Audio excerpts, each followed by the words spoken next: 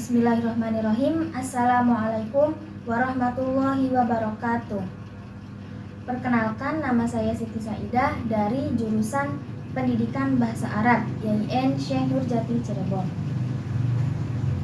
Berdirinya saya di sini, saya akan menjelaskan materi tentang kedudukan, tujuan, ruang lingkup, alokasi, dan beban mata pelajaran Bahasa Arab di MTS. Langsung saja, yang pertama yaitu kedudukan mata pelajaran Bahasa Arab di MTS. Bahasa Arab merupakan mata pelajaran yang mengembangkan keterampilan berkomunikasi secara lisan dan tulisan untuk memahami dan mengungkapkan informasi, pikiran, serta mengembangkan ilmu pengetahuan agama, pengetahuan umum, dan sosial budaya.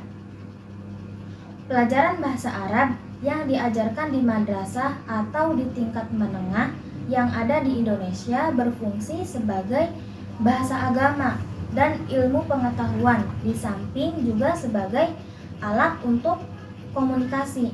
Oleh karenanya, pelajaran bahasa Arab di madrasah tidak jauh dengan mata pelajaran yang lain yang diajarkan di sekolahnya. Untuk itu, bahasa Arab di sekolah dipersiapkan untuk pencapaian kompetensi dasar berbahasa Arab, yaitu mendengar, berbicara, membaca, dan menulis, atau yang sering yang kita ketahui yaitu maharoh istima, maharoh kalam, maharoh kiroah, dan maharoh kitabah. Meski begitu, pada tingkat dasar atau pada pembelajaran tingkat dasar difokuskan pada maharoh istima dan maharoh kalam atau keterampilan menyimak dan keterampilan berbicara sebagai landasan bahasa.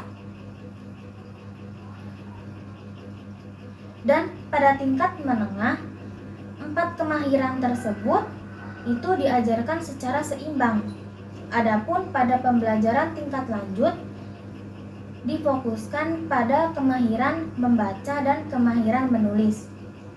Nah, kedudukan bahasa Arab di sekolah itu dapat dibedakan menjadi 2. Yang pertama, sebagai mata pelajaran yang wajib diikuti oleh siswa dan siswinya yang mempelajari 4 kemahiran berbahasa dan mampu mengaplikasikan kemahiran tersebut, seperti pelajaran bahasa Arab di MI, MTS, MA, dan pondok pesantren. Yang kedua yaitu sebagai mata pelajaran mulok atau muatan lokal, dan siswanya tidak dituntut untuk menguasai 4 kemahiran berbahasa Arab tersebut secara utuh, karena dipelajari hanya sebatas untuk pengetahuan, bukan untuk kecakapan dalam berbahasa. Nah, pembelajaran seperti itu biasanya dilaksanakan atau dilakukan di lembaga pendidikan umum seperti SD, SMP, dan SMA. Kemudian selanjutnya yaitu tujuan mata pelajaran bahasa Arab. Yang pertama yaitu mengembangkan kemampuan berkomunikasi dalam bahasa Arab, baik secara lisan ataupun secara tulisan, yang mencakup 4 kemahiran berbahasa tadi, yaitu maharoh istima, maharoh kalam, maharoh kiroah, dan maharoh kitabah. Kedua yaitu menumbuhkan kesadaran bahwa pentingnya bahasa Arab sebagai salah satu bahasa asing yang menjadi alat utama dalam belajar, terlebih lagi untuk mengkaji sumber-sumber ajaran Islam. Kemudian ketiga yaitu menambah pemahaman tentang saling keterkaitannya antara bahasa dan budaya, serta memperluas pengetahuan budaya. Nah, selanjutnya ruang lingkup materi bahasa Arab di MTS. Menurut KMA nomor 165 tahun 2014, ruang lingkup mata pelajaran bahasa Arab MTS itu mencakup tema-tema yang berupa wacana, lisan dan tulisan yang berbentuk penjelasan ataupun dialog yang sederhana. Seperti tentang identitas diri. Nah, di identitas diri itu siswa dan siswinya harus bisa mengetahui namanya, kemudian alamatnya, kemudian nomor telepon dan lain sebagainya tentang identitas diri. Kemudian tentang kehidupan di madrasah. Nah, di kehidupan madrasah, siswa dan siswi itu bisa mengetahui benda-benda atau nama-nama benda yang ada di sekolah dalam bahasa Arab. Kemudian kehidupan keluarga. Di kehidupan keluarga pun sama, siswa dan siswinya itu mengetahui nama-nama anggota keluarganya dalam berbahasa Arab. Kemudian ada tentang rumah, kemudian hobi, profesi, kegiatan keagamaan, dan lingkungan. Nah, selanjutnya yaitu alokasi waktu dan beban mata pelajaran bahasa Arab di MTS. Yang pertama yaitu untuk program tahunan atau prota. Nah, rumusnya itu total minggu efektif 1 semester dikali alokasi per minggu dikali 2 semester. Nah, jumlahnya itu 18 minggu, kemudian dikali 3 jam per minggu dikali 2 semester. Totalnya 54 jam 1 semester, kemudian dikali 2, jadi totalnya 108 jam.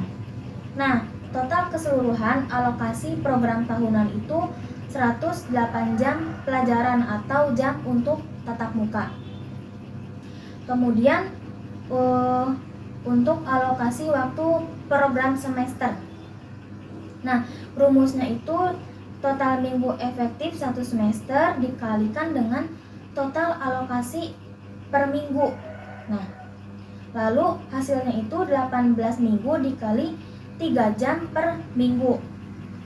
Nah, hasilnya itu dari 18 kali 3 yaitu 54 jam dalam 1 semester untuk promesnya. Kemudian untuk alokasi per bab dalam 1 semesternya itu rumusnya total minggu efektif 1 semester sama, lalu dikali dengan total bab 1 semester.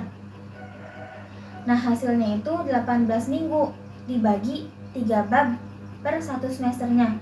Hasilnya adalah 6 minggu per bab. Jadi total alokasi per bab dalam 1 semester itu 6 minggu. Kemudian alokasi jam per bab dalam 1 semester.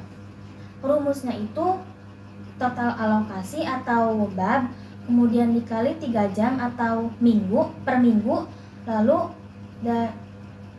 hasilnya 6 minggu per bab dikali 3 jam. 6 kali 3 18 jam. Jadi alokasi jam dalam 1 semester adalah 18 jam per bab. Itu alokasi per bab dalam 1 semester. Kemudian menentukan alokasi waktu untuk silabus. Rumusnya itu total alokasi jam pelajaran dalam 1 semester, kemudian dikali 40 menit. 54 kali 40 menit dalam 18 kali pertemuan. Lalu menentukan alokasi waktu untuk RPP. Rumusnya itu total alokasi per bab dalam 1 semester dikali 40 menit. Nah, tadi kan untuk alokasi silabus 18, nah 18 kali 40. Hasilnya itu, nah Kemudian menentukan alokasi waktu RPP. Rumusnya itu total alokasi jam per bab dalam satu semester dikali 40 menit. Nah, sama dengan 18 kali 40 menit. Itu 6 kali pertemuan per 18 jam pelajaran atau per jam. Sekian yang dapat saya sampaikan, kurangnya mohon maaf. Wabillahi taufiq wal hidayah. Wassalamualaikum warahmatullahi wabarakatuh.